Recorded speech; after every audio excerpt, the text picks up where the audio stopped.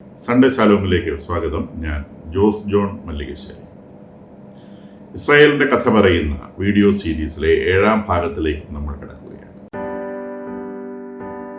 പുറപ്പാട് എന്ന പുസ്തകമാണ് നമ്മൾ ഈ ദിവസങ്ങളിലൊക്കെ കണ്ടുകൊണ്ടിരുന്നത്. ആ പുസ്തകത്തിലാണ് ഈ ഇസ്രായേലിന്റെ യാത്രയുടെ പ്രധാനപ്പെട്ട ഭാഗങ്ങളുള്ളത്. ഈജിപ്തിൽ നിന്നുള്ള യാത്രയുടെ പ്രധാനപ്പെട്ട ഭാഗങ്ങൾ. അങ്ങനെ അവർ സിനായ് മരുഭൂമിയിലെത്തുന്നു. സിനായ് മരുഭൂമിയിൽ സിനായ് മലയുടെ ചുവട്ടിലെത്തുന്നു. അവിടെ അമലേക്കരുമായി ഒരു യുദ്ധം ചെയ്യുന്നു. അവിടെ പുറപ്പാടിൻ്റെ പുസ്തകം അവസാനിക്കുകയാണ്. പിന്നെ ബാക്കിയുള്ള ഡീറ്റെയിൽസ് നമുക്ക് കിട്ടുന്നത് അടുത്ത പുസ്തകം, ലേവ്യരുടെ പുസ്തകം എന്ന് പറയുന്ന പുസ്തകത്തിൽ നിന്നാണ്. ലെവിറ്റിക്കസ് എന്നാണ് ഇംഗ്ലീഷിൽ പറയുന്നത്, ലെവിറ്റിക്കസ്. ഈ സിനായ് മരുഭൂമിയിൽ വെച്ചിട്ടാണ്, ഈ സിനായ് മലയിൽ വെച്ചിട്ടാണ് വാസ്തവത്തിൽ ഇസ്രായേൽ രാജ്യം രൂപീകരിക്കപ്പെടുന്നത്. രാജ്യം എന്ന് പറയുന്നത് വാസ്തവത്തിൽ കുറെ മണ്ണല്ല, അതൊരു ജനതയാണ്. ഇസ്രായേൽ ഗോത്രം, അതിന് ശരിക്കും ആ ജനത, ആ രാജ്യത്തെ ഉൾക്കൊള്ളാൻ ഇനി കുറച്ച് മണ്ണ് ലഭിക്കും. ആ മണ്ണ് ലഭിക്കുന്ന സമയത്ത് അവിടെ ഉൾക്കൊള്ളാൻ പോകുന്ന ആ ഒരു ജനത രൂപപ്പെടുന്നത് ഈ സീനായ് മലയുടെ ചുറ്റുവട്ടത്തുള്ള പ്രദേശത്താണ്. അവിടെ ഒരു മരുപ്പച്ചയുണ്ട്, റഫീദീം എന്ന് പറയുന്ന മരുപ്പച്ച. ആ മരുപ്പച്ചയിൽ വെച്ചിട്ടാണ്, ആ മരുപ്പച്ചയ്ക്ക് വേണ്ടിയിട്ടാണ് അമലേക്കരുമായിട്ട് ഇവർക്ക് യുദ്ധം ചെയ്യേണ്ടി വന്നത്. അമലേക്കര ആ പ്രദേശത്ത് കടന്നുമില്ല, ഇവരെല്ലാവരും ആട്ടിടയന്മാരാണ്. അപ്പം ആടുകളെ മേയിച്ച് ഈ അമലേക്കര് ഈ മരുപ്പച്ചയിൽ വന്ന് കുറെ കാലം തങ്ങുന്നുണ്ട്. നേരത്തെ മോശയും അദ്ദേഹം ഈ പ്രവാചകനായി മാറുന്നതിന് മുൻപ് ഈ റഫീദീമിൽ തന്നെയാണ് അദ്ദേഹം ആടിനെ മേയ്ക്കാൻ വന്നത്. അവിടുന്നാണ് ഇദ്ദേഹം സീനായ് മലയിലേക്ക് ദൈവദർശനത്തിനായി പോകുന്നതൊക്കെ. അങ്ങനെ ആദ്യമായിട്ട് ദൈവത്തെ ദർശിക്കുന്നതിൻ്റെ ഒക്കെ റീസൺ ഈ റഫീദീം എന്ന് പറയുന്ന മരുപ്പച്ചയാണ്. അത് വലിയൊരു പ്രദേശമാണ്. അപ്പം ഈ മരുപ്പച്ചയോടനുബന്ധിച്ചാണ് ഇസ്രായേൽക്കാർ കൂടാരമടിച്ചിട്ടുള്ളത്. ഏകദേശം 2 വർഷത്തോളം ഇവർ ഈ പ്രദേശത്തുണ്ടായി. ഇവിടെ വെച്ചാണ് ഇവരെ ശരിക്കും ഒരു ജനതയായി മാറുന്നത്. ഇവിടെ വെച്ച് ഇവർക്ക് നിയമങ്ങൾ ഉണ്ടാവുകയാണ്. ദൈവം നിയമങ്ങൾ നൽകുന്നു, ദൈവപ്രമാണങ്ങളുണ്ട്, കൂടാതെ നിയമങ്ങളുണ്ട്. ഇപ്പോൾ ദൈവപ്രമാണങ്ങൾ 10 നമ്മൾ കഴിഞ്ഞ ദിവസം അനലൈസ് ചെയ്തതാണ്. പിന്നീട് ഒരുപാട് നിയമങ്ങളുണ്ട്. ആ നിയമങ്ങൾ പല ചാപ്റ്റേഴ്സിലായിട്ട് പല തരത്തിൽ വിശദീകരിക്കുന്നു. പല ചാപ്റ്റേഴ്സിലായിട്ട് pages and pages and pages. വലിയൊരു നിയമപുസ്തകമാണ്. അപ്പം അത് പിന്നെ ഇവിടെ ലേവിയുടെ പുസ്തകത്തിൽ തുടങ്ങുന്നു, പിന്നെ സംഖ്യയുടെ പുസ്തകത്തിൽ ഉണ്ടാവുന്നു, നിയമാവർത്തനത്തിൽ ഉണ്ടാവുന്നു, രാജാക്കന്മാരുടെ പുസ്തകത്തിൽ കണ്ടിന്യൂ ചെയ്യുന്നു. അപ്പം ഇവിടെ എല്ലാം ഈ ഇസ്രായേൽ എന്ന് പറയുന്ന സമൂഹത്തിൻ്റെ ഒരു വലിയ നിയമാവലിയും ഭരണഘടനയും അക്കൂട്ടത്തിൽ ഇവരെ ദൈവത്തിന് എങ്ങനെ ബലിയർപ്പിക്കണം എന്നുള്ളതിനെ സംബന്ധിച്ചുള്ള മൈന്യൂട്ട് ഡീറ്റെയിൽസ് പോലും, ഇവരുടെ മൃഗബലിയെ സംബന്ധിച്ചും ആ ബലി കഴിഞ്ഞാൽ അത് ആര് ഭക്ഷിക്കണം അങ്ങനത്തെ സംബന്ധിച്ചും എല്ലാത്തരം ഡീറ്റെയിൽസും, സിവിലും ക്രിമിനലും ആയിട്ടുള്ള മുഴുവൻ കാര്യങ്ങളെ സംബന്ധിച്ചുള്ള വളരെ വിശദമായ ഒരു നിയമം. ഒരുപക്ഷെ ലോകത്തിൽ ഏറ്റവും ആദ്യമായിട്ടായിരിക്കും ഇത്രയും വിശദമായൊരു നിയമം ഉണ്ടാകുന്നത്. കുറേ ഭാഗത്ത് വളരെ ക്രൂഡായിട്ടുള്ള കാര്യങ്ങൾ നമ്മൾ കാണും, അഡ്വാൻസ്ഡ് ആയിട്ടുള്ള കാര്യങ്ങളും കാണും. ഇനി ഇവര് അതിനകത്ത് ഇപ്പോഴും പറഞ്ഞു കേൾക്കുന്ന ചില കാര്യങ്ങൾ, ഒറ്റക്കുളമ്പുള്ളവയെ ഭക്ഷിക്കരുത്, അയവിറക്കാത്തവയെ ഭക്ഷിക്കരുത്, ഇങ്ങനെ ഭക്ഷണത്തെ സംബന്ധിച്ചുള്ള ചില ഡീറ്റെയിൽസ് പോലെ അതിനകത്തുണ്ട്. ഒറ്റക്കുളമ്പുള്ളവ എന്ന് പറയുന്നത് നമുക്കറിയാം കുതിര പോലത്തെ ജീവികളാണ്. അവയുടെ മാംസം കഴിച്ചു കഴിഞ്ഞാൽ പിന്നെ പുളിച്ച് കട്ടും, അത് ദഹിക്കാൻ വലിയ ബുദ്ധിമുട്ടാണ്. അതുകൊണ്ടായിരിക്കണം അതിനെ അങ്ങനെ പറഞ്ഞു. ഇവരുടെ മാത്രം നിയമമല്ല അത് ഈജിപ്തിലുണ്ടായിരുന്ന നിയമമാണ്. ഈവൻ നമ്മളുടെ ഇന്ത്യയിൽ പോലും ഈ നിയമം ആദ്യകാലങ്ങളിൽ, നമ്മളുടെ ആദ്യകാല പുസ്തകങ്ങൾ, മനുസ്മൃതി പോലുള്ള പുസ്തകങ്ങളിൽ ഒറ്റക്കുളമ്പുള്ളവയെ ഭക്ഷിക്കരുത്, അയവിറക്കാത്തവരെ ഭക്ഷിക്കരുത് എന്നുള്ള നിയമങ്ങൾ കാണാം. അപ്പം അത് ലോകത്തിലെ ഏകദേശം എല്ലാ സമൂഹങ്ങളിലും ദഹിക്കാത്ത ഇറച്ചിയെ സംബന്ധിച്ചുള്ള ഒരു ധാരണയിൽ നിന്നായിരുന്നു ഉണ്ടായിട്ടുള്ളത്. പിന്നീട് അയവിറക്കാത്ത ജീവികളെ ഭക്ഷിക്കരുതെന്ന് പറയുമ്പോൾ പട്ടി, പൂച്ച, ഇങ്ങനത്തെ ജീവികളൊന്നും അയവിറക്കുന്നവയല്ല, മറ്റേ മാംസം കഴിക്കുന്ന ജീവികളല്ല. ഇവയിൽ നിന്നും വളരെ പെട്ടെന്ന് ഇൻഫെക്ഷൻസ് വരാനുള്ള സാധ്യതയുണ്ട്. കാരണം ഇവർ ഡെഡ് ബോഡിയൊക്കെ ഭക്ഷിക്കാനിടയായി കഴിഞ്ഞാൽ, അതിനെ തിന്നു കഴിഞ്ഞാൽ അത് ആ ഇൻഫെക്ഷൻ വരാൻ സാധ്യതകളുണ്ടായിരിക്കാം. അതിനെയും ഭക്ഷിക്കരുതെന്ന് വളരെ സ്പെസിഫിക് ആയിട്ട് പറഞ്ഞിട്ടുണ്ട്. പിന്നെ പന്നി പോലുള്ള ജീവികൾ, അത് തീരെ വേസ്റ്റായിട്ട് സാധനം കഴിക്കുന്ന ജീവികളാണ്. അപ്പം അതിൻ്റെ പിന്നെ മാംസം അശുദ്ധമാണ് എന്നൊരു ചിന്തയിൽ നിന്നായിരിക്കണം ഈ പന്നിയെ ഭക്ഷിക്കരുതെന്നൊക്കെ പറയാനുണ്ടായിട്ടുള്ള കാരണം. ഇവിടെ വളരെ സ്പെസിഫിക് ആയിട്ട് പറഞ്ഞിട്ടുള്ളത് സഹോദരങ്ങൾ തമ്മിലുള്ള വിവാഹം പരിപൂർണമായിട്ട് നിരോധിച്ചിട്ടുണ്ട്.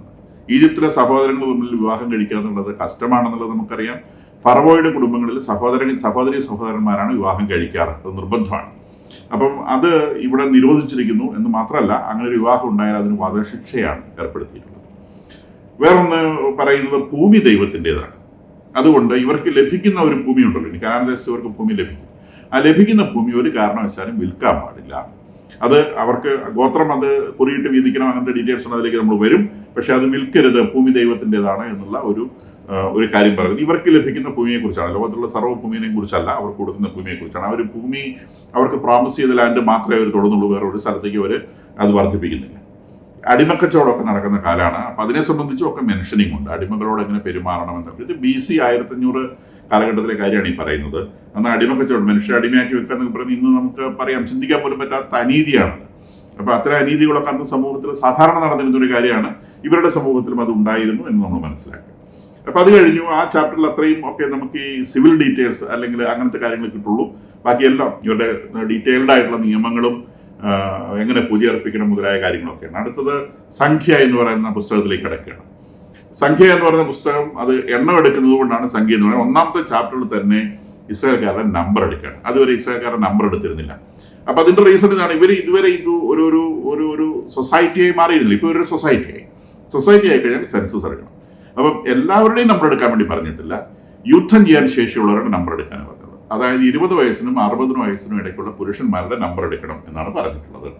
നമ്പർ എടുക്കുമ്പോൾ ലേവിയുടെ ഗോത്രത്തിലുള്ളവരുടെ നമ്പർ എടുക്കണ്ട, കാരണം അവര് ദൈവത്തിനായി നീക്കിവെച്ചവരാണ്.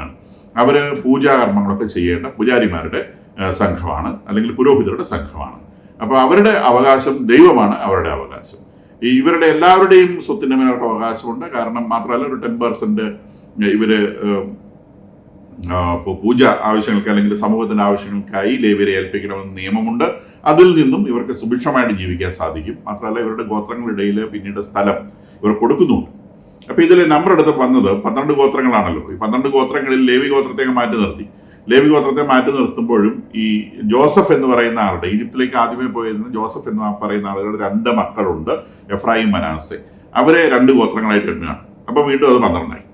അപ്പൊ റൂബൻ ഗോത്രത്തിൽ 46,500, ഷെമിയോൻ ഗോത്രത്തിൽ 49,500, ഗാദ് ഗോത്രത്തിൽ 45,500, യൂദാ ഗോത്രത്തിൽ 74,500, ഇസാക്കർ ഗോത്രത്തിൽ 54,500, സെബുലൂൺ ഗോത്രത്തിൽ 57,500, എഫ്രായിം ഗോത്രത്തിൽ 40,500, മനാസെ ഗോത്രത്തിൽ 32,200, ബെഞ്ചമിൻ ഗോത്രത്തിൽ 35,500, ദാൻ ഗോത്രത്തിൽ 62,700, ആഷേർ ഗോത്രത്തിൽ 47,200, നഫ്താലി ഗോത്രത്തിൽ 53,400. അങ്ങനെ ആകെ 6,03,550 ആളുകളാണുള്ളത്. ലേവി ഗോത്രം ഇതിൽപ്പെടുന്നില്ല. അപ്പൊ ഇതാണ് അവിടെ കിട്ടിയ നമ്പർ. ഇപ്പൊ സിനായ് മലഭൂമിയുടെ ചോട്ടിൽ നിന്ന് ഇവർ നമ്പർ എടുക്കുന്ന സമയത്ത് കിട്ടിയത് ഇങ്ങനെയാണ്. ഇപ്പൊ ഇതൊരു പട്ടാള സമൂഹമായി. ഇവരെ യോദ്ധാക്കൾ എന്നാണ് വിളിക്കുന്നത്. ഇവർ പട്ടാളക്കാരാണ്. ഇനി സമൂഹത്തിലുള്ള ബാക്കിയുള്ള ആളുകൾ സ്വാഭാവികമായിട്ട് ഞാൻ പറഞ്ഞു, ഇത് ഏകദേശം 20 ലക്ഷത്തിന് മേലെ പോകുന്ന ഒരു നമ്പറാണ്. സ്ത്രീകളുണ്ട്, 20 വയസ്സിൽ താഴെയുള്ളവരുണ്ട്, 60 വയസ്സിന് മേലെയുള്ളവരുണ്ട്. അപ്പം അവരെ ഒന്നും ഈ നമ്പർ പെടുത്തിയിട്ടില്ല. അപ്പൊ നമ്മൾ ഈ ഒരു നമ്പർ വെച്ച് നോക്കുമ്പോൾ അതിന്റെ പ്രോഗ്രഷൻ നോക്കുകയാണെങ്കിൽ ഏകദേശം ഒരു 20 ലക്ഷത്തിന് മേലെ പോകുന്ന ഒരു നമ്പറാണ് ഈ സമൂഹത്തിന് മൊത്തം. ഇപ്പൊ ഇതൊരു പട്ടാള സമൂഹമായി. ഇതിലെ ഗോത്രങ്ങൾ വേർതിരിക്കപ്പെട്ടു. 12 ഗോത്രങ്ങൾ കൃത്യമായി വേർതിരിക്കപ്പെട്ടു. അപ്പൊ ഈ ഗോത്രങ്ങൾ ഇനി മാർച്ച് ചെയ്താണ്, ഒരു പട്ടാളം പോകുന്നത് പോലെ മാർച്ച് ചെയ്തിട്ടാണ് പോകുക. ഇതുവരെ ഒരു കൂട്ടം കൂടി വരികയായിരുന്നു, ഇനി ഇത് കൂട്ടല്ല. ഇനി യൂദാ ഗോത്രം ഏറ്റവും മുമ്പിൽ പോകും. യൂദാ ഗോത്രം പോകുമ്പോൾ അവരുടെ പുരുഷന്മാർ മുമ്പിലുണ്ടാവും. അത് കഴിഞ്ഞ് അവരുടെ കുട്ടികളും സ്ത്രീകളും എല്ലാം വൃദ്ധന്മാരും ഒക്കെ അടങ്ങുന്ന സംഘാപടെ. അത് കഴിഞ്ഞ് അടുത്ത ഗോത്രം, അങ്ങനെയാണ് 12 ഗോത്രങ്ങൾ പോകുന്നത്. ഇത് ലേവി ഗോത്രമാണ് ഈ കൂടാരം വഹിക്കുന്നത്. കൂടാരം എന്ന് പറഞ്ഞാൽ അവരുടെ ദേവാലയമാണ്. It is moving now. ഇപ്പോൾ പെർമനന്റ് ആയിട്ട് ദേവാലയത്തിനുള്ള സാധ്യതയില്ല. ഇപ്പൊ നമ്മൾ പറഞ്ഞ വാഗ്ദാന പേടകം അത് സൂക്ഷിക്കണം, തിരുസാന്നിധ്യത്തിൽ അപ്പം സൂക്ഷിക്കണം, അതിനൊക്കെയുള്ള സ്ട്രക്ചേഴ്സും കാര്യങ്ങളും എല്ലാം പറഞ്ഞിട്ടുണ്ട്. പിന്നെ മിനിമം സ്ട്രക്ചേഴ്സ് അവരുടെ കയ്യിലുണ്ട്. സമാഗമ കൂടാരം എന്ന് പറഞ്ഞുകൊണ്ടുള്ള ഒരു ദേവാലയമാണ്, ഒരു മൂവിങ് ദേവാലയമാണ് ഇവർ വെക്കുന്നത്. ആ ദേവാലയത്തിന്റെ മുകളിൽ എപ്പോഴും ദൈവത്തിന്റെ പ്രസൻസ് മേഘത്തിന്റെ രൂപത്തിൽ പകലും രാത്രിയിൽ അഗ്നിയുടെ രൂപത്തിലും അവർക്ക് ദർശിക്കാൻ സാധിച്ചിരുന്നു എന്നുള്ളത് വളരെ കൃത്യതയോടെ മാർക്ക് ചെയ്യുന്ന ഒരു കാര്യമാണ്. അത് ലോകത്തിൽ ഇസ്രായേൽ സമൂഹത്തിന് മാത്രം സാധ്യതമായിട്ടൊരു കാര്യമാണ്. അതുകൊണ്ടാണ് ഇസ്രായേലിന്റെ ദൈവത്തിന് പ്രത്യേകതയുണ്ട് എന്ന് പറയുന്നത്. ജീവിക്കുന്ന ദൈവമാണ്, കൂടെ നടക്കുന്ന ദൈവമാണ്. അത്തരം ഒരു ദൈവത്തെക്കുറിച്ച് വേറെ എവിടെയും ഒരു സമൂഹത്തിലും ഒരിടത്തും നമ്മൾ കേട്ടിട്ടില്ല. അപ്പൊ ഇത് കൃത്യമായ ഓർഡറിൽ പോയിക്കൊണ്ടിരിക്കുന്നു. അത് കഴിഞ്ഞ് ഇവര് ഈ പറയുന്ന മരുഭൂമി മുഴുവൻ ക്രോസ് ചെയ്ത് പാരാൻ മരുഭൂമിയിലെത്തുന്നു. പാരാൻ മരുഭൂമി എന്ന് പറയുന്നത് ഇന്നത്തെ ഇസ്രായേലിന്റെ തെക്ക് ഭാഗത്ത്, സീനായ് മരുഭൂമിയുടെ മോൾ ഭാഗത്തുള്ളൊരു സംഗതിയാണ്. അവിടെ മരുപ്പച്ചയും കാര്യങ്ങളൊക്കെ ഉണ്ട്. അവിടെ എത്തി ഇവര് കൂടാരടിക്കുന്നു. പല യാത്ര ചെയ്തിട്ടുണ്ട്. ഇപ്പൊ ഏകദേശം ഒരു വർഷമൊക്കെ എടുത്തിട്ടുണ്ടാവണം അവിടെ എത്താൻ വേണ്ടി. കാലഘട്ടത്തെക്കുറിച്ച് കൃത്യമായ സൂചനയില്ല, എത്ര സമയം എടുത്തിട്ടാണ് അവരവിടെ എത്തുന്നത് എന്നതിനെ സംബന്ധിച്ചുള്ള സൂചനയില്ല. അപ്പൊ ഇവര് ഈജിപ്തിൽ നിന്ന് പുറപ്പെട്ടിട്ട് 2-3 വർഷമാകുന്നു. ഇനി അവിടെ താമസിച്ചിട്ട് ഒരു 12 ആളുകളെ ഓരോ ഗോത്രത്തിൽ നിന്നും ഓരോ റെപ്രസെന്റേറ്റീവ് വീതം ഈ കാനാൻ ദേശത്ത് പോയിട്ട് നോക്കി വരാൻ പറയുന്നു. അവരെ കാനാൻ ദേശത്തില് ആ പ്രദേശം മുഴുവൻ ചുറ്റി നടന്ന് കാണുന്നു. 40 ദിവസം എടുക്കുന്നുണ്ട്. 40 ദിവസം ചുറ്റി തിരിഞ്ഞ് അവർ വന്നിട്ട് അവർ പറയുന്നു, അത് നമ്മളെ കൊണ്ട് കീഴടക്കാൻ പറ്റുന്ന സ്ഥലമല്ല, അവിടെ വലിയ യോദ്ധാക്കളൊക്കെ ഉണ്ട് എന്ന് പറഞ്ഞ് ഈ പോയവര് ഈ ബാക്കിയുള്ള സമൂഹത്തെ പേടിപ്പിക്കും. അപ്പൊ അത് പിന്നെ രണ്ടുപേര് അതിനകത്ത് നിന്ന് വിട്ടുനിൽക്കുന്നുണ്ട്. പിന്നെ ജോഷുവയും ഗഹാത്തും. ബാക്കിയുള്ള ആളുകൾ എല്ലാവരും തന്നെ ഒരു ഭയപ്പെടുത്തുന്ന എക്സ്പ്ലനേഷനാണ് കൊടുക്കുന്നത്. അപ്പം ഈ ഇസ്രായേൽക്കാർ ഭയന്ന് വിറച്ച് ഇവരോട് യുദ്ധം ചെയ്യാനും അങ്ങോട്ട് പ്രവേശിക്കാനും ഭയക്കുന്നു.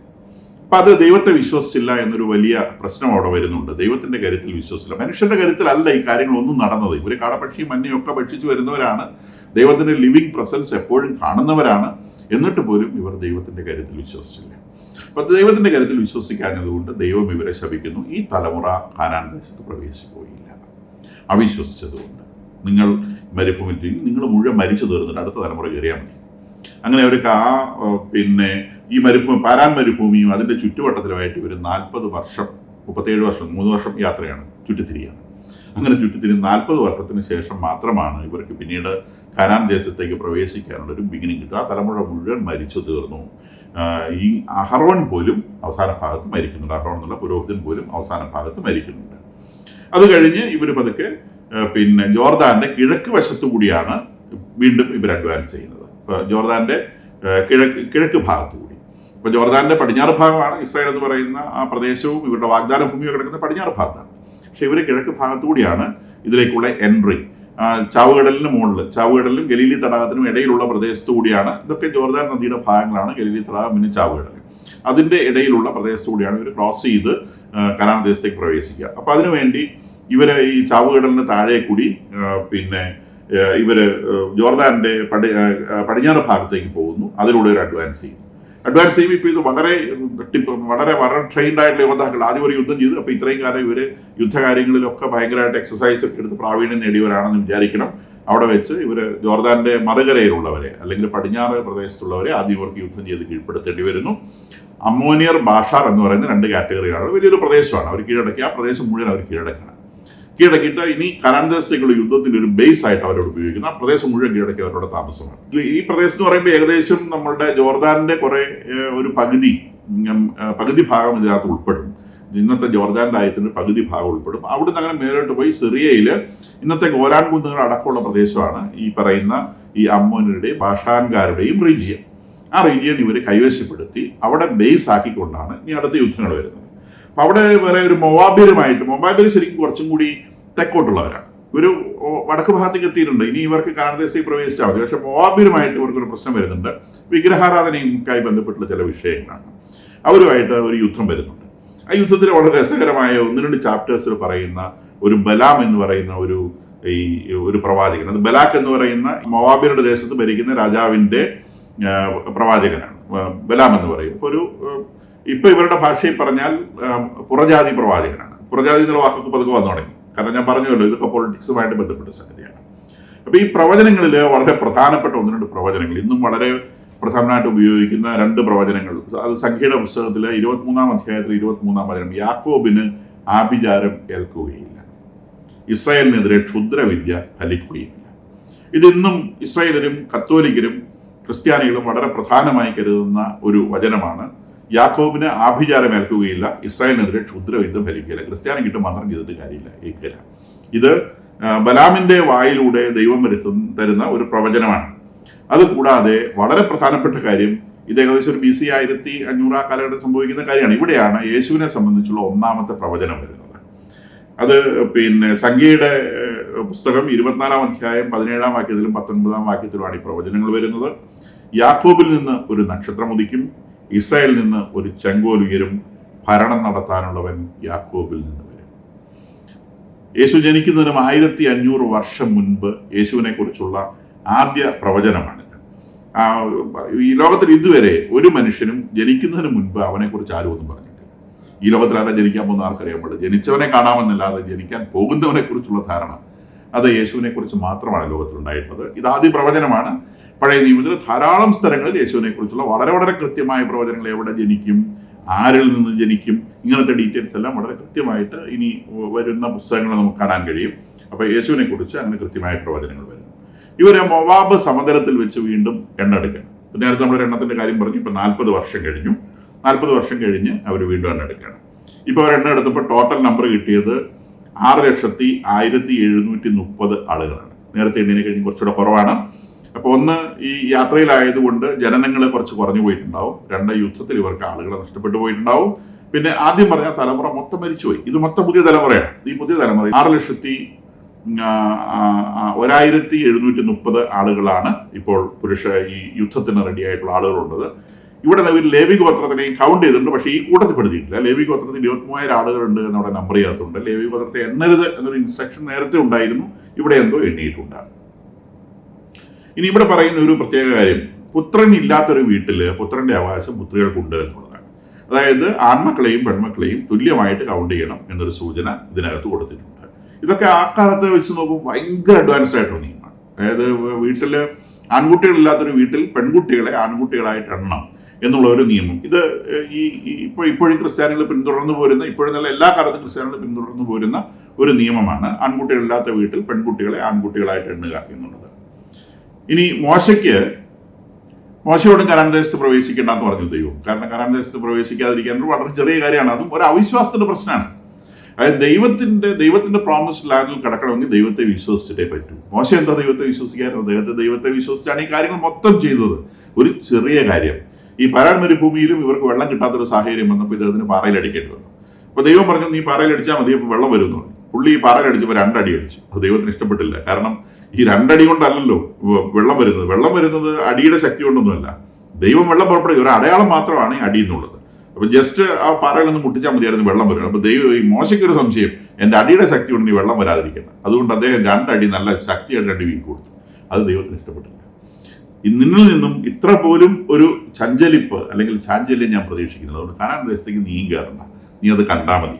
അങ്ങനെ ഇദ്ദേഹം ജോർദാന്റെ പടിഞ്ഞാറ് വശത്ത് അബാറിം എന്ന് പറയുന്ന ഒരു മലയിൽ നിന്ന് കനാൻ ദേശത്ത് ഒന്ന് കാണാൻ മാത്രമേ ഇദ്ദേഹത്തിന് അവസരം ഉണ്ടാവുന്നുള്ളൂ. ജോഷുവയുടെ നേതൃത്വത്തിൽ ഏൽപ്പിച്ചാണ് ഈ സമൂഹം കനാൻ ദേശത്തോട്ട് കടക്കുന്നത്. അപ്പൊ അതിനു മുൻപ് ഒരുപക്ഷെ നമുക്ക് ആവശ്യമില്ലാത്തതെന്ന് തോന്നുന്ന ഒരു യുദ്ധം നടക്കുന്നുണ്ട്, മിതിയാൻകാരുടെ ഒരു യുദ്ധം. ഈ മിതിയാൻകാർ എന്ന് പറയുന്നത് നമ്മളിപ്പോൾ പറഞ്ഞ ഇവർ ടെന്റ് അടിച്ചിട്ടുള്ള പ്രദേശത്തിന് വീണ്ടും തെക്കോട്ടുള്ള പ്രദേശമാണ്. ഇവർക്ക് അങ്ങോട്ട് ഒരു ആവശ്യമില്ലാത്തൊരു സ്ഥലമാണ്. മിതിയാൻകാർ എന്ന് പറയുന്നത് ഇവർക്ക് പലപ്പോഴും ഉപകാരപ്പെട്ടിട്ടുള്ള ആളുകളുമാണ്. നമ്മൾ നേരത്തെ പറഞ്ഞതുപോലെ അത് ഇസ്മായിലിയരുടെ പ്രദേശമാണ്. അപ്പൊ ഇവരെ വിഗ്രഹാരാധനയ്ക്ക് പ്രേരിപ്പിച്ചു എന്നുള്ളതാണ് അവർ കുറ്റമായിട്ട് പറയുന്നത്. എന്തായാലും ഇവരോട് പോയിട്ട് യുദ്ധം ചെയ്തു, തനി കാട്ടി യുദ്ധമാണ് ചെയ്തിരിക്കുന്നത്.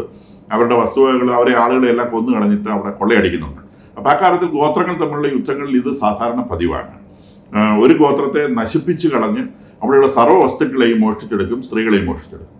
അപ്പൊ അത് എക്സാക്റ്റ് ആയിട്ട് ഇവിടെ ആ തനി കാട്ടി യുദ്ധമാണ് നടന്നിട്ടുള്ളത്. അപ്പൊ ആ തനി കാടത്തം, അത് എല്ലാ ഗോത്രങ്ങളിലുമുള്ള കാടത്തം ഇവരും അവിടെ റിപ്പീറ്റ് ചെയ്തതായിട്ട് കാണുന്നുണ്ട്.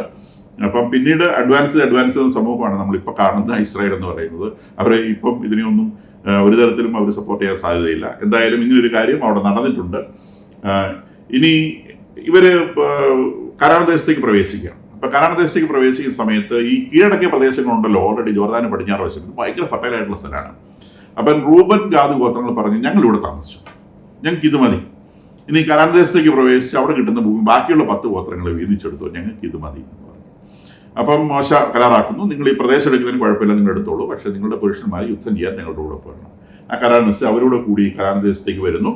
അപ്പൊ ദൈവം ഇവരോട് പറയുന്നത്, കനാൻ ദേശത്ത് പ്രവേശിച്ചു കഴിഞ്ഞാൽ ആ ഭൂമി ന്യായമായ രീതിയിൽ വീതിച്ചെടുക്കണം. എണ്ണം കൂടുതലുള്ള ഗോത്രത്തിന് കൂടുതൽ വിസ്തീർണം കൊടുക്കണം, എണ്ണം കുറവുള്ള ഗോത്രത്തിന് ചെറിയ വിസ്തീർണം മതി. അങ്ങനെ സ്ഥലങ്ങൾ തിരിച്ചു കഴിഞ്ഞാൽ അത് കുറിയിട്ടെടുക്കണം എന്നാണ് പറഞ്ഞിട്ടുള്ളത്. അപ്പൊ അങ്ങനെ ഇവർക്ക് കൊടുത്ത, ഇപ്പൊ കുറച്ചുകൂടെ സ്പെസിഫിക് ആയിട്ട്, നേരത്തെ ഞാൻ ഈ ദൈവത്തിന്റെ പ്രോമിസ്ഡ് ലാൻഡിനെ കുറിച്ച് പുറപ്പാടിന്റെ പുസ്തകത്തിൽ പറഞ്ഞത് വലിയൊരു ഏരിയയാണ്. ആ ഏരിയ ഇപ്പൊ കുറെ കൂടെ ചുരുങ്ങി വളരെ ഡെഫിനറ്റ് ആയിട്ട് പറയുന്നുണ്ട്. അതിൽ ഇവർക്ക് കൊടുക്കുന്ന ഭൂമി, ഇന്ന് നമ്മൾ ഇസ്രായേൽ എന്ന് വിളിക്കുന്ന രാജ്യം പൂർണ്ണമായിട്ടും അതിനകത്തുണ്ട്. ലെബനോണിന്റെ ഏകദേശം ഒരു 3/4 ഭാഗം അതിനകത്ത് വരും. ഇപ്പോഴത്തെ ഗോലാൻ കുന്നുകളുടെ അപ്പുറത്തേക്ക് കുറെ കൂടി ഉള്ളിലേക്ക് തെക്ക് പടിഞ്ഞാറ് സിറിയ അതിൽ വരും. സിനായ് മരുഭൂമിയുടെ അറ്റത്ത് ഈജിപ്തിന്റെ ഒരു ചെറിയ ഭാഗം കൂടി ഇതിനകത്ത് പെടുന്നുണ്ട്. ജോർദാന്റെ പടിഞ്ഞാറൻ ഹാഫും ഇതിനകത്ത് വരുന്നുണ്ട്. അപ്പം ഇത്രയും പ്രദേശമാണ് ഈ വാഗ്ദത്ത ഭൂമി എന്ന് പറയുന്ന പ്രദേശമായിട്ട് വരുന്നത്. ഈ ജോർദാൻ മരുഭൂമിയുടെ പടിഞ്ഞാറൻ ഹാഫ് എന്ന് പറയുന്ന പ്രദേശത്താണ് ഇപ്പൊ നമ്മളുടെ ഈ പറയുന്ന റൂബൻ ഗാദ് 2 ഗോത്രങ്ങൾ അവിടെ താമസമാക്കിയിട്ടുള്ളത്. ബാക്കിയുള്ള പ്രദേശങ്ങളാണ് ഇനിയിപ്പോൾ ഇവർക്ക് കീഴടക്കിയെടുക്കേണ്ടത്. ഇവരെ കനാൻ ദേശത്തേക്ക് പ്രവേശിക്കുന്നു, യുദ്ധം ചെയ്ത ആ പ്രദേശത്തുള്ള ആളുകളെ മുഴുവൻ തോൽപ്പിക്കുന്നു. അതിനെക്കുറിച്ചൊക്കെ വളരെ ഡീറ്റെയിൽസ് വരുന്നുണ്ട്. എങ്ങനെയാണ് യുദ്ധം ചെയ്തത്, അത്ര ഡീറ്റെയിൽസ് ഒക്കെ ഉണ്ട്. പിന്നെ യുദ്ധം ചെയ്ത ആ പ്രദേശം മുഴുവൻ കീഴടക്കി ഇവരെ അത് കൈവശപ്പെടുന്നു. അങ്ങനെയാണ് ഇസ്രായേൽ എന്ന് പറയുന്ന രാജ്യം രൂപീകരിക്കപ്പെടുന്നത്. അപ്പോൾ ഇസ്രായേൽ എന്ന് പറയുന്ന രാജ്യത്തിൻ്റെ ഭൂവിസ്തൃതി ഇന്ന് കാണുന്ന ഇസ്രായേലുണ്ട്, ലെബനോണിൻ്റെ 3/4 ഭാഗമുണ്ട്, സിറിയയുടെ തെക്ക് പടിഞ്ഞാറൻ ഭാഗത്ത് നല്ലൊരു പ്രദേശം ഇതിനകത്ത് കയറി വരുന്നുണ്ട്, സീനായ് ധരിഭൂമിയുടെ മടക്കേയറ്റത്ത് ഈജിപ്തിൻ്റെ ഒരു ചെറിയ ഭാഗം വരുന്നുണ്ട്. ഇതാണ് പ്രോമിസ്ഡ് ലാൻഡ് എന്ന് പറയുന്നത്. അതുകൂടാതെ ഈ ജോർദാന്റെ പടിഞ്ഞാറൻ ഹാഫ് ഈ 2 ഗോത്രങ്ങൾ കീഴടക്കി അവർ കയ്യിലും വെച്ചിട്ടുണ്ട്. പക്ഷെ ആ മറ്റേ സംഖ്യയുടെ പുസ്തകത്തിൽ വാഗ്ദാന ഭൂമി എന്ന് പറഞ്ഞ് പ്രോമിസ് ചെയ്യുന്ന ലാൻഡിൽ ഈ ജോർദാന്റെ ഈ ഭാഗങ്ങൾ വരുന്നില്ല. അത് ഓൾറെഡി ഇവര് കൈവശപ്പെടുത്തി കയ്യിൽ വെച്ചിട്ടുണ്ട്. അപ്പൊ അങ്ങനെ അതാണ് അതിന്റെ ഭൂമി എന്നും ഭൂമിശാസ്ത്രം എന്ന് പറയുന്നത്. അപ്പൊ ഇന്നത്തെ ഇസ്രായേലിനെ സംബന്ധിച്ച് ഇവരിത് കയ്യിൽ വെക്കുമ്പോൾ ഇവരുടെ മനസ്സിലുള്ള ഈ ബൗണ്ടറി ഇതാണ്. ഈ നമ്മളുടെ ഇപ്പോഴത്തെ ഇസ്രായേൽ പ്രധാനമന്ത്രി അടക്കമുള്ളവരുടെ മനസ്സിലുള്ള ബൗണ്ടറി ഇതാണ്. അപ്പൊ അതിൽ വേറൊരു ഒരു കാര്യം പറഞ്ഞിട്ടുള്ളത് ഭൂമി വിൽക്കരുത്. ഞാൻ നേരത്തെ സൂചിപ്പിച്ചു, ഭൂമി വിൽക്കാൻ പാടില്ല. അപ്പൊ അതുകൊണ്ട് തന്നെ ഈ ആൺമക്കളില്ലാത്ത കുടുംബങ്ങളിലെ പെൺകുട്ടികൾ വിവാഹം കഴിക്കുന്ന സമയത്ത് അവർ വേറെ ഗോത്രങ്ങളിൽ വിവാഹം കഴിക്കാൻ പാടില്ല. അവരുടെ ഗോത്രത്തിൽ നിന്ന് തന്നെ അവരുടെ ഇണയെ കണ്ടെത്തണം. കാരണം ഭൂമി ഇവരുടെ കയ്യിലാണ്. വേറൊരു ഗോത്രത്തിൽ നിന്ന് ഒരു പുരുഷൻ വന്നു കഴിയുമ്പോൾ ആ ഭൂമി മറ്റേ ഗോത്രത്തിന് അവകാശപ്പെട്ടു പോകും. അത് ഒഴിവാക്കാൻ വേണ്ടി ആൺമക്കളില്ലാത്ത കുടുംബങ്ങളിലെ സ്ത്രീകൾ വിവാഹം കഴിക്കുന്ന സമയത്ത് അവരുടെ ഗോത്രത്തിൽ തന്നെ വിവാഹം കഴിക്കാൻ പാടുള്ളൂ. ബാക്കി ഏത് കുടുംബത്തിനും ആർക്കും ഏത് ഗോത്രത്തിൽ നിന്ന് വേണമെങ്കിൽ വിവാഹം കഴിക്കാം. അപ്പൊ സ്ത്രീകൾക്ക് ഭൂസ്വത്തില്ല. ഭൂസ്വത്ത് എന്ന് പറയുന്നത് പുരുഷന്മാർക്കുള്ളതാണ്. ഇത് ഈ അടുത്ത കാലം വരെ നമ്മുടെ നാട്ടിലൊക്കെ പുരുഷനും സ്ത്രീക്കും തുല്യ അവകാശം എന്നുള്ള നിയമം മേരി റോയ് കേസിലെ വിധി വരുന്നത് വരെ കത്തോലിക്കരുടെ ഇടയിൽ നിലവിലുണ്ടായിരുന്ന ഒരു നിയമമാണ്. പുരുഷന്മാർക്കാണ് ഭൂസ്വത്ത്, സ്ത്രീകൾക്ക് സ്ത്രീധനമാണ് കൊടുത്തുവിടുക. സ്ത്രീധനം എന്ന് പറഞ്ഞാൽ ഏകദേശം ഒരു വീതത്തിന് തുല്യമായ ഒരു എമൗണ്ട് ആണ് സാധാരണ സ്ത്രീകൾക്ക് കൊടുത്ത് വിവാഹം കഴിപ്പിച്ചയക്കുന്നത്. അപ്പൊ ആ രീതി മാറി. ഇന്നിപ്പം 1989 മേരി റോയ് കേസ് വരുന്നതിന് ശേഷം നമ്മുടെ നാട്ടിൽ നടപ്പുള്ള നിയമം കത്തോലിക്ക കുടുംബങ്ങളിലടക്കം സ്ത്രീക്കും പുരുഷനും തുല്യ അവകാശം ഭൂമിയുടെ മേലെ എന്നുള്ളതാണ്. വീട്ടിലെ സ്വത്ത് എത്രയാണോ അത് വീതം വെച്ചു കൊടുക്കണം. അപ്പൊ അന്ന് ഞാൻ ഈ പറഞ്ഞ നിയമം 89 മുമ്പുണ്ടായിരുന്ന നിയമം വരുന്നത് ഇവിടുന്നാണ്. അതായത് ഈ ഭൂമി കൈമാറ്റപ്പെട്ടു പോകാതിരിക്കാൻ വേണ്ടി ആണുങ്ങളില്ലാത്ത വീട്ടിലെ പെൺകുട്ടികൾ വിവാഹം കഴിക്കുമ്പോൾ അവരുടെ ഗോത്രത്തിൽ തന്നെ വിവാഹം കഴിക്കും. ഇത് ഗോത്രത്തിന് കിട്ടിയ ഭൂമി വീതം വെച്ച് പോകാതിരിക്കാൻ വേണ്ടിയാണ്. അല്ലാണ്ട് പുറമേ നിന്ന് വാങ്ങിച്ച ഭൂമിയല്ല. ഇവർക്ക് ദൈവം പ്രോമിസ് ചെയ്ത ലാൻഡിനപ്പുറത്തേക്ക് ഒരു ലാൻഡ് കൈവശപ്പെടുത്താൻ ഇവർ ഒരു കാലത്തും ശ്രമിക്കുന്നില്ല. അപ്പൊ ദൈവം പറയുന്നത് ഇത് ദൈവത്തിന്റെ ഭൂമിയാണ്, നിങ്ങൾക്ക് നൽകിയിരിക്കുന്നതാണ്. അതുകൊണ്ട് ഒരു ഗോത്രത്തിന് കിട്ടിയ ഭൂമി എന്നും ആ ഗോത്രത്തിന്റെ കയ്യിലുണ്ടാകണം. അവരത് കൈവശം വെക്കുകയാണ്. വേറെ ഭൂമി വാങ്ങിക്കാനോ കൃഷി ചെയ്യാനോ ഒന്നും ആ ഒരു കാലഘട്ടത്തിൽ ഇവരെ ഉപദേശിച്ചിട്ടില്ല. അപ്പൊ അത് വാസ്തവത്തിൽ ആ നിയമം നമുക്ക് ബാധകമായിട്ടുള്ള നിയമമല്ല. കാരണം നമ്മൾ പ്രോമിസ് ലാൻഡിലല്ല ജീവിക്കുന്നത്. നമ്മൾ ജീവിക്കുന്നത് നമ്മൾ വില കൊടുത്ത് വാങ്ങിയ ഭൂമിയിലാണ്. ഈ പ്രോമിസ് ലാൻഡിലാണ് ഈ നിയമം നിലനിൽക്കുന്നത്. ഇവിടെ ഇസ്രായേൽ രാജ്യം രൂപീകരിക്കപ്പെട്ടിരിക്കുകയാണ്. ഇനി ഇതിന്റെ ബാക്കിയുള്ള കാര്യങ്ങളിലേക്ക് നമുക്ക് അടുത്ത ഭാഗത്ത് കടക്കാം. Thank you.